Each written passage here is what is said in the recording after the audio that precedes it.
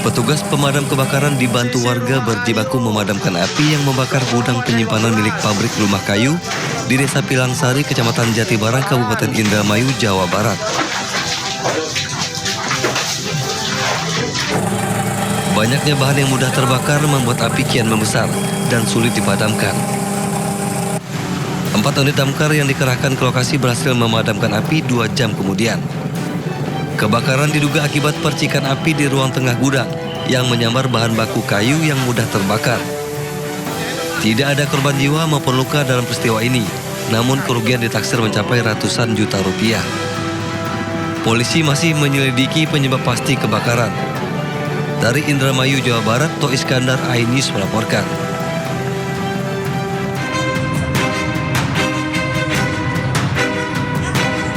Truk bermuatan tabung bahan bakar gas ini terbalik di ruas Jalan Raya Bekasi, ujung Menteng Cakung, Jakarta Timur. Akibatnya tabung gas berserakan di jalan.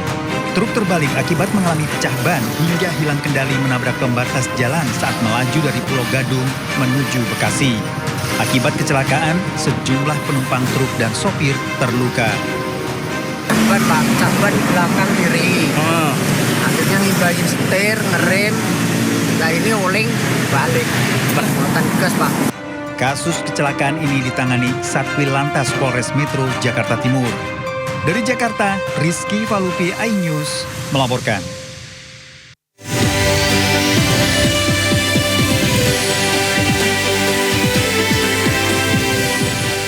Gara-gara pecah ban, mobil ditumpangi 12 pekerja pabrik terguling di Bondowoso, Jawa Timur. 1 orang tewas, 11 orang lainnya terluka.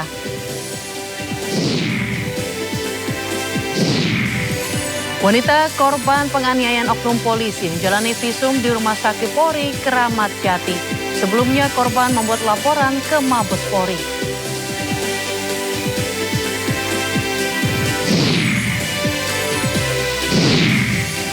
Demi mengunci kemenangan atas Tanjung Verde, Argentina dibuat kerepotan bertanding hingga waktu tambahan.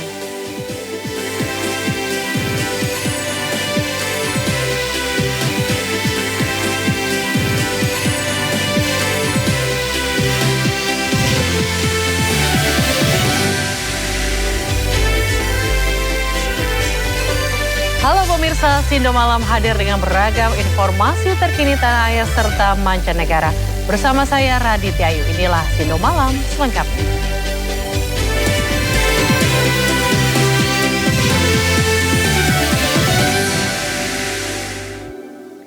Pemirsa, 2 gudang mebel di kawasan pergudangan Romo Kalisari, Surabaya ludes terbakar. Besarnya kobaran api dan kondisi gudang terkunci menjadi kendala pemadaman. Untuk arah jam 6 kita bikin status saja. Ini Pak. Kepanikan menyelimuti kawasan pergudangan Romo Kalisari, Tambak Oso, Wilangun, Benowo, Surabaya. 2 gudang mebel terbakar hebat hingga isinya berubah menjadi arang.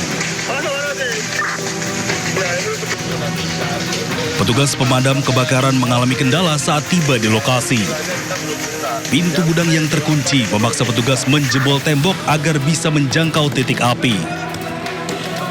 Letak gudang yang jauh dari sumber air juga memperlambat proses pemadaman. Dinas Pemadam Kebakaran dan Penyelamatan Kota Surabaya mengerahkan sedikitnya 22 unit mobil pemadam untuk mengendalikan kobaran api yang terus membesar. Yang terbakar di sisi belakang, akhirnya kita bobol dari sisi depan sama sisi belakang. Itu awalnya ada... juga pintunya terkunci semua. Nggak ada satpam atau apa Pak di sana Pak?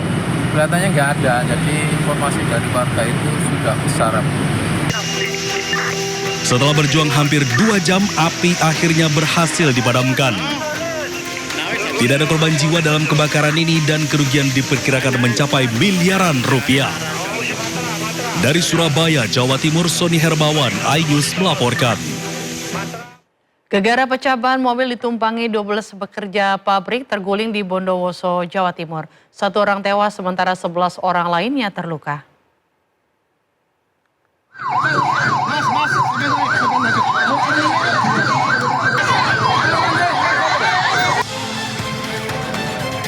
Kecelakaan ini berawal saat mobil mengantar pulang sejumlah pekerja pabrik pengolahan udang. Setibanya di lokasi, kendaraan diduga mengalami pecah ban hingga oleng dan menabrak tiang lalu terguling. Warga yang berada di lokasi segera memberikan pertolongan dan mengevakuasi korban menggunakan mobil pick-up. Sejumlah penumpang mengalami luka di bagian wajah, tangan, dan kaki. Bahkan ada yang mengalami patah tulang akibat terjepit bodi kendaraan. Pas waktu ngebut, ya habis meletus sebenarnya yang guling, pas nabrak tiang terbalik sama. Oh, langsung terbalik ya? Iya, saya di depan. Seluruh korban langsung dibawa ke puskesmas untuk mendapatkan perawatan. Satu penumpang dinyatakan meninggal dunia di lokasi kejadian akibat luka berat di bagian kepala. Sementara penyebab pasti kecelakaan masih dalam penyelidikan unit Gakum Satlantas Polres Bondowoso. Dari Bondowoso, Rizky Amirul Ahmad, iNews melaporkan. Pemirsa, teror bom Molotov dialami seorang warga di rumahnya di kawasan Ciracas, Jakarta Timur. Pekerjaan korban yaitu pengacara yang sedang mengurus sengketa lahan diduga menjadi penyebab adanya teror tersebut.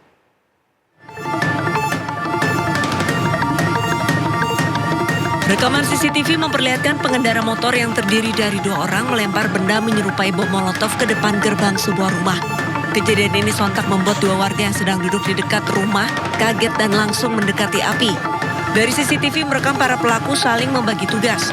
Satu pelaku beratribut ojol membawa motor, sedangkan satu pelaku lainnya melakukan pelemparan. 3:30 pagi, yaitu terjadi pelemparan bom Molotov, kemudian mengenai pintu ini.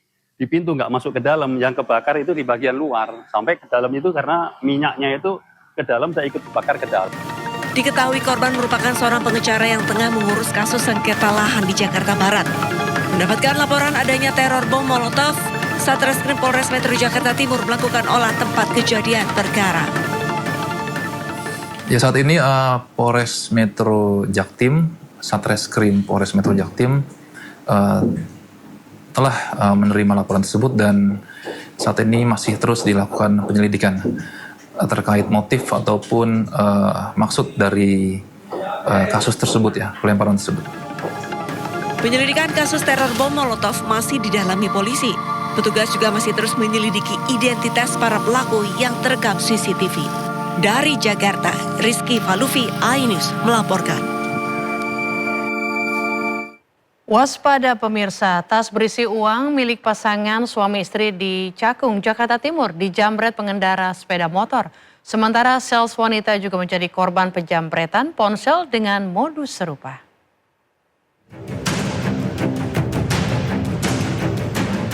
Pasangan suami istri ini yang berboncengan sepeda motor turun di tokonya yang berada di Jalan Pahlawan Komarudin Lama, Pulau Gebang, Jakarta Timur. Tiba-tiba tas yang berisi uang dijamret pemotor. Korban yang kaget spontan berteriak dan mengejar pelaku. Suami korban yang baru memarkirkan motornya mendengar teriakan istrinya dijamret langsung berusaha mengejar pelaku. Namun pelaku menghilang dan tancap gas. Jadi tas istri saya itu berisi duit cash, STNK mobil, buku kir mobil, handphone, dan barang-barang yang lainnya. Untuk kerugiannya Pak, berapa Pak? Untuk kerugiannya kurang lebih 100 juta Pak. Seorang sales wanita yang baru keluar dari toko sembako di Jalan Pahlawan Komarudin Lama, Pulau Gebang, Jakarta Timur menjerit dan berteriak copet. Ponsel korban dibawa kabur pemotor. Teriakan korban membuat warga yang mendengar langsung mengejar pelaku. Namun pengejaran warga tidak membuahkan hasil. Jalan Komarudin Lama sering terjadi penjamretan, bahkan dalam 1 minggu sudah 2 kali terjadi yang diduga pelakunya orang yang sama, sehingga sudah sangat meresahkan warga. Dari Jakarta, Rio Manik dan Kiki Falupi, iNews melaporkan. Pemirsa, polisi menangkap terduga pelaku penyerangan polisi di Kabupaten Katingan, Kalimantan Tengah yang menyebabkan Aibda Yudi Perdana Putra gugur saat penggerbekan narkoba. Tersangka dan istrinya ditangkap saat bersembunyi di sungai.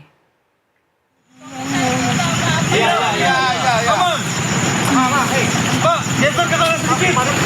Madep sini. Tolong ya.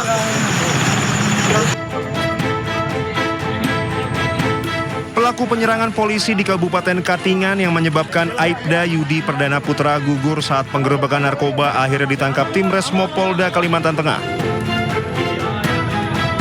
Pelaku berinisial A ditangkap saat bersembunyi di sebuah perahu bersama istrinya di aliran Sungai Katingan. Penangkapan dilakukan setelah petugas mengejar sejak insiden berdarah tersebut terjadi di Desa Tumbang Kalame, Kecamatan Katingan Tengah. Pelaku ditemukan di atas perahu yang berada di Desa Tumbang Parie, Kabupaten Katingan. Ya, keluar aja, keluar. Nanti aja, nanti. Ada apa aja, ada apa.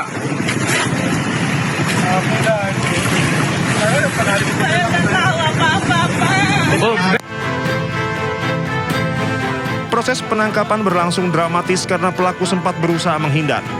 Petugas kemudian mendekat secara perlahan mengantisipasi kemungkinan perlawanan hingga akhirnya mengamankannya. Mengamankan 1 orang diduga pelaku. Namun demikian saat ini masih dalam pendalaman tim penyidik yang ada di sana. Nanti perkembangan akan saya informasikan. Insiden bermula saat Satres Narkoba Polres Katingan melakukan penggerebekan narkoba terhadap tersangka berinisial Bio, seorang residivis di Desa Tumbang Kalame. Meski penggerebekan berhasil, petugas kemudian diserang sejumlah anggota keluarga pelaku. 1 penyerang tewas setelah ditembak karena tetap melawan. Situasi kemudian berkembang menjadi penyerangan massa yang menyebabkan Aibda Yudi Perdana Putra gugur dalam tugas. Saat ini 2 anggota Satres Narkoba lainnya masih dalam pencarian tim gabungan. Dari Kabupaten Katingan, Kalimantan Tengah, Ade Sata iNews melaporkan. Seorang guru P3K di Kabupaten Pesisir Selatan, Sumatera Barat ditemukan tak bernyawa di kamar asrama Polres Pesisir Selatan. Pihak keluarga menemukan sejumlah kejanggalan terkait kematian korban.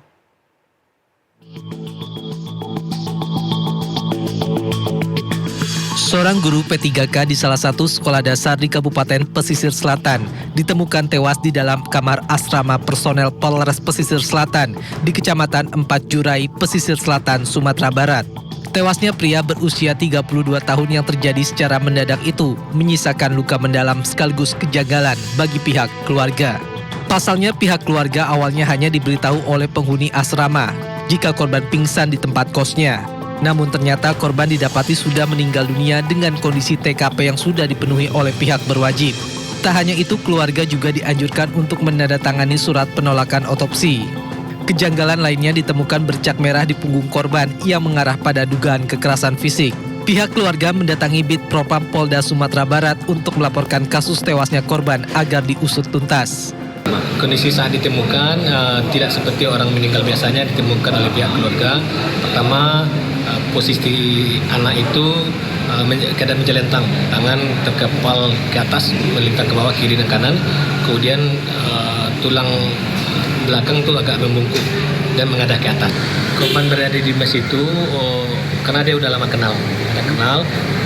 Katanya di mes itu ada teman yang tinggal. Informasi dari pihak keluarga. Bid Propam Polda Sumatera Barat sudah memeriksa 4 personel kepolisian Polres Pesisir Selatan termasuk pemilik asrama. Bahwa saat ini sedang dilakukan penyelidikan secara intensif oleh Polres. Sudah dilakukan juga, sedang dilakukan pendalaman dan sudah dilakukan pemeriksaan saksi-saksi baik dari pihak keluarga, pihak korban, dan kemudian para rekan-rekan dari teman dari kerja dari penghuni mes. Pihak kepolisian masih menunggu hasil otopsi resmi dari Rumah Sakit Bayangkara Polda Sumatera Barat dan Mabes Polri terhadap 2 sampel organ tubuh bagian dalam korban. Dari Kabupaten Pesisir Selatan, Sumatera Barat, Budi Sunandar, iNews melaporkan. Tim kuasa hukum Hotman Paris mendampingi korban penganiayaan dan penyekapan yang diduga dilakukan oleh oknum polisi ke Rumah Sakit Polri Kramat Jati, Jakarta Timur. Tim kuasa hukum Hotman Paris mendampingi korban penganiayaan dan penyekapan yang diduga dilakukan oleh oknum polisi ke Rumah Sakit Polri Kramat Jati, Jakarta Timur untuk menjalani visum setelah sebelumnya membuat laporan ke Mabes Polri. Diketahui korban wanita berinisial M diduga disekap dan dianiaya hingga mengalami luka bakar 47% selama 2,5 tahun. Selain itu korban juga dicekoki narkoba.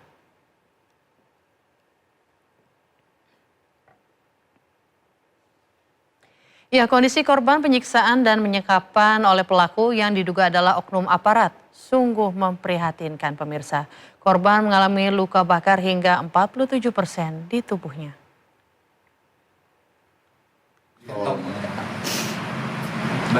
Seorang wanita asal Cirebon, Jawa Barat mengalami luka bakar 47% pada tubuhnya, mulai dari kaki, tangan, hingga punggungnya. Luka tersebut ia dapatkan akibat dipaksa suami sirinya untuk memproduksi obat terlarang sejak bulan September tahun lalu. Di bawah tekanan pelaku, ibu satu anak ini terpaksa menyembunyikan fakta yang membuat tubuhnya terluka parah. Bahkan, saat mendapat perawatan medis di beberapa rumah sakit, korban berinisial M terpaksa berbohong. Ia mengaku bahwa luka itu akibat terkena siraman air panas. Tak hanya itu, korban kerap diperlakukan dengan penuh kekerasan. Selain dipaksa memproduksi obat terlarang, korban juga kerap dicekoki obat terlarang yang dibuatnya itu. Ini tangan sama paha. Karena itu yang akibat yang kemarin pas pembuatan sabu itu tuh kena air kerasnya. Disiram atau disengaja atau enggak sih? Pas pembuatan kan itunya ada api kan, ada api. Nah dianya malahan ke iniin aku. Siram. Iya, jadi aku apa kayak gitu kan. Nah apinya kan ke iniin, dianya malahan ke aku. Awalnya beliau juga ngomong ke pihak keluarga aku karena motor ya, kebakaran motor kayak gitu. Nah kalau aku bilangnya karena gas, karena kena kompor gas di rumah sakitnya tuh. Tapi dari pihak rumah sakit juga ini tuh bukan luka bakar kayak gitu tuh, tahu tuh. Sementara korban bersama tim kuasa hukum kini sudah melaporkan pelaku ke SPMB Mabes Polri. Dari Cirebon, Jawa Barat, Mardika, iNews melaporkan. Polda Jawa Barat telah menggelar rekonstruksi kasus dugaan penyekapan dan penganiayaan terhadap seorang wanita yang dilakukan tersangka Taufik Hidayat. Rekonstruksi menampilkan 21 adegan dengan melibatkan 6 tempat kejadian perkara. Sebanyak 21 adegan pada rekonstruksi kasus dugaan penyekapan dan penganiayaan berat terhadap seorang perempuan berinisial YT yang dilakukan tersangka Taufik Hidayat di Bandung, Jawa Barat. Rekonstruksi melibatkan 6 tempat kejadian perkara dan dihadiri petugas Direktorat PPA Polda Jawa Barat, jaksa penuntut umum, serta kuasa hukum kedua belah pihak. Tersangka memperagakan penyiksaan menggunakan bangku, helm, hingga benda tajam. Sementara dugaan kekerasan seksual masih dalam tahap pendalaman polisi. Selain rekonstruksi, penyidik juga telah meminta keterangan tambahan dari korban. Total 25 saksi sudah diperiksa, termasuk korban dan saksi ahli.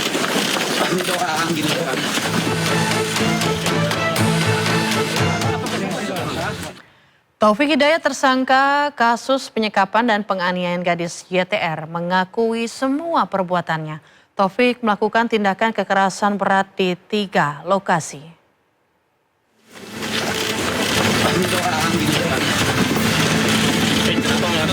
Polda Jawa Barat telah melakukan rekonstruksi 3 dari 6 tempat kejadian perkara kasus penyekapan dan penganiayaan yang dilakukan Taufik Hidayat kepada gadis YT.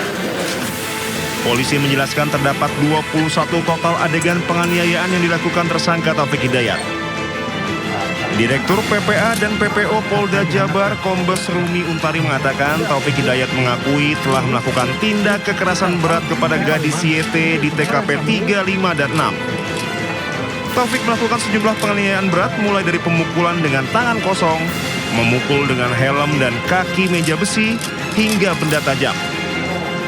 Tadi gelar rekonstruksi sudah berjalan dengan baik, lancar, dan alhamdulillah tidak ada penolakan dari tersangka, dan tersangka mengakui semua perbuatannya di 6 TKP.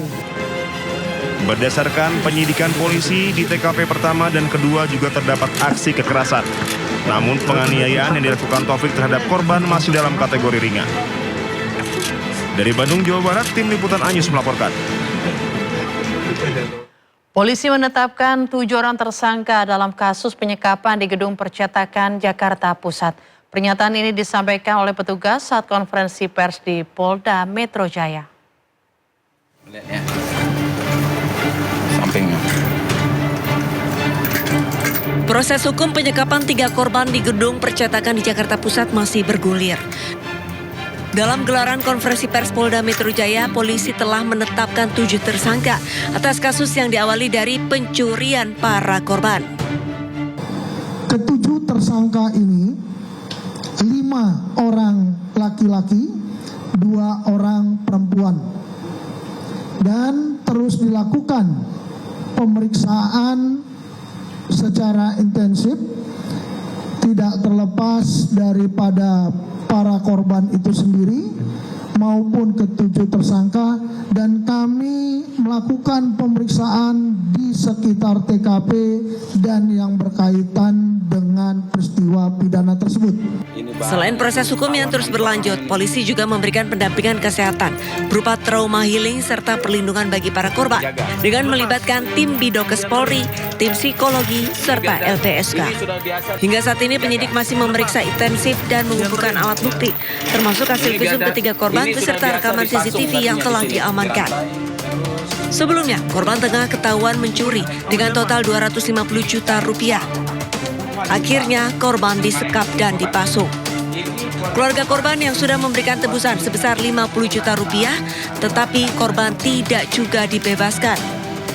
Keluarga korban melaporkan kejadian ke LBH. Tim Liputan iNews melaporkan.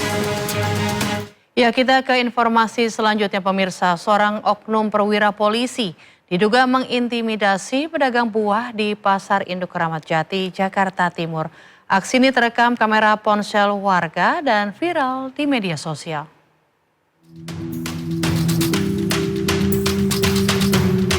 Pedagang buah di Pasar Induk Keramat Jati, Jakarta Timur diduga mendapatkan intimidasi dari seorang perwira polisi viral di media sosial. Anggota polisi berpangkat Balok 1 terlihat tak terima saat direkam oleh pedagang. Ngapain kamu? Ngapain kamu videoin? Kenapa? Ngapain videoin kamu? Ngapain? Kejadian bermula saat pedagang tengah melayani pembeli. Saat itu pula dagangan yang masih diatur untuk dimasukkan ke dalam lapak ditegur perwira polisi dari Polsek Keramat Jati. Di situ dia terus maki-maki saya, kamu ini ngeyel. Kamu udah berapa kali ditegur, masih tetap aja. Di situ, lah saya bilang, loh Pak, posisi Bapak ini kan sebagai pendamping. Bapak nggak punya hak untuk berbicara, apalagi ikut mengatur. Nah, di situ dia tambah marah, tambah maki-maki saya. Sampai dia bilang sama yang punya lapak, manggil Pak Haji yang punya lapak itu, agar saya nggak boleh ngontrak di lapak itu. Maksud dia apa seperti itu? Sementara itu menurut Kasih Humas Polres Metro Jakarta Timur, saat ini pihaknya sedang menyelidiki kedua belah pihak dan akan dipanggil untuk dimintai keterangan. Dari Jakarta, Rio Manik, iNews melaporkan. Bidang Profesi dan Pengamanan Polda Jawa Tengah menahan seorang anggota Polres Tegal Kota yang diduga melakukan penganiayaan terhadap seorang perempuan. Selain diproses pidana, yang bersangkutan juga menjalani pemeriksaan atas dugaan pelanggaran kode etik dan disiplin Polri.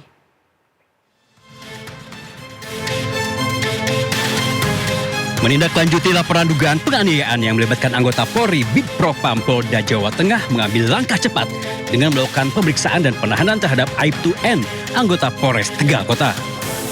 Sejalan jalani proses pidana, tersangka juga melakukan pemeriksaan atas dugaan pelanggaran disiplin dan kode etik profesi Polri. Untuk kepentingan pemeriksaan, Aibtu N telah ditempatkan dalam penahanan khusus. Ini dari Bidpropam atau dari Polda Jawa Tengah, dalam hal ada Bidpropam Polda Jawa Tengah sudah bergerak cepat kemarin menindaklanjuti terhadap oknum anggota Polres Tegal Kota yang berinisial N, sudah dilakukan pengamanan, kemudian pemeriksaan dan sudah dilakukan penahanan. terkait kalau Bid Propam terkait dengan kode etik, nah kemudian terkait dengan tindak pidananya pelaporan ini dilaporkan di Bareskrim, sehingga tindak lanjut dari penyidikan nanti kita menunggu dari penyidik Bareskrim. Kasus berawal dari laporan seorang perempuan berinisial MAN, warga Kabupaten Cirebon, Jawa Barat, yang mengaku menjadi korban dugaan penganiayaan sejak Desember 2023. Korban melaporkan peristiwa tersebut ke Bareskrim Polri pada 2 Juli 2006 lalu. Wisnuwardana, Ainus melaporkan. Skandal korupsi program makan bergizi gratis semakin meluas. Kali ini seorang polisi aktif berpangkat jenderal ditetapkan Kejaksaan Agung sebagai tersangka korupsi ompreng MBG. Makan bergizi gratis yang seharusnya menyehatkan anak bangsa justru membuat kenyang para koruptor. Kejaksaan Agung resmi menetapkan satu lagi tersangka kasus dugaan tata kelola program MBG. Tersangka tersebut adalah seorang anggota polisi aktif berpangkat Brigjen Polisi inisial LMI. Perwira tinggi itu kini menjabat sebagai Sekretaris Deputi Bidang Promosi dan Kerjasama BGN. Tersangka diduga mengatur pengadaan ompreng atau tempat makan MBG hingga mengambil keuntungan dari tiap transaksinya. Dan pada yang bersangkutan telah dilakukan penahanan di Rutan Jasa Negeri, Rutan Salimba Cabang Jasa Negeri, Jakarta Selatan selama 20 hari ke depan. Dengan penetapan ini jumlah tersangka dalam perkara program makan bergizi gratis bertambah menjadi 7 orang. Hasil penyidikan lanjutan menemukan bahwa dugaan praktik korupsi tak hanya terjadi pada proyek besar MBG, tetapi juga menyentuh perlengkapan dasar untuk membagikan makanan pada masyarakat. Tim Liputan iNews melaporkan. 7 orang telah ditetapkan sebagai tersangka korupsi MBG. Yang terakhir adalah polisi aktif berpangkat Brigadir Jenderal. Koordinator Maki Boyamin Saiman menyebut tersangka korupsi MBG bisa terus bertambah.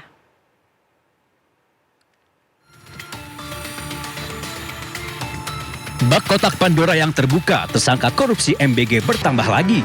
Kejaksaan Agung kali ini menetapkan Lalu Muhammad Iwan sebagai tersangka ke-7 dalam pusaran korupsi MBG. Kejagung menyebut Sekretaris Deputi Bidang Promosi dan Kerjasama Badan Gizi Nasional ini terlibat korupsi penjualan ompreng atau food tray. Modusnya, perwira polisi aktif berpangkat Brigadir Jenderal itu mencari calon mitra untuk mendirikan dapur MBG. Syaratnya, mereka wajib membeli ompreng kepada perusahaan PT SGI. Belakangan terungkap PT SGI ternyata perusahaan yang sengaja ia dirikan. Jadi, perannya adalah pada tahun 2025, ini saudara LM ini meminta saksi YCS dan RD mendirikan suatu perusahaan ya, dengan tujuan sarana untuk melakukan penjualan alat berupa food tray kepada calon mitra SPBG dengan harga yang sudah ditentukan oleh tersangka LMI ya. Walaupun sudah menetapkan 7 orang tersangka, Ketua Masyarakat Anti Korupsi Boyamin Saiman menyebut jumlah tersangka korupsi MBG kemungkinan akan bertambah. Boyamin juga mendesak Kejagung tidak hanya menetapkan tersangka, tetapi juga harus bisa mengembalikan kerugian uang negara. Jadi ini masih banyak yang harus jadi tersangka, karena banyak yang dimanipulasi, banyak yang dikorupsi. Mulai dari titik dapur, pengadaan motor listrik, ompreng, mungkin CCTV, mungkin diduga juga terkait dengan pengadaan pakaian, pengadaan tablet, segala macam. Itu sudah seharusnya Kejaksaan Agung menyasar semua yang terlibat dalam korupsi MBG dan BGN. Karena apapun, ya untuk pertama tujuan utamanya adalah pengembalian kerugian negara. Karena kalau tidak disasar nanti pengembalian kerugian negara akan minim. Penetapan Lalu Muhammad Iwan menambah jumlah petinggi Badan Gizi Nasional yang menjadi tersangka pencuri uang MBG. Sebelumnya, Kejagung sudah lebih dulu menangkap Ketua BGN Dedan Hindayana dan 2 wakilnya, Sony Sonjaya dan Lodewijk Pusung. Menyusul 3 tersangka lainnya dari pihak swasta, yakni Asep Yusuf Somantri, Nuri Harimasi Hombing, dan Andri Mulyono. Tim Liputan iNews melaporkan.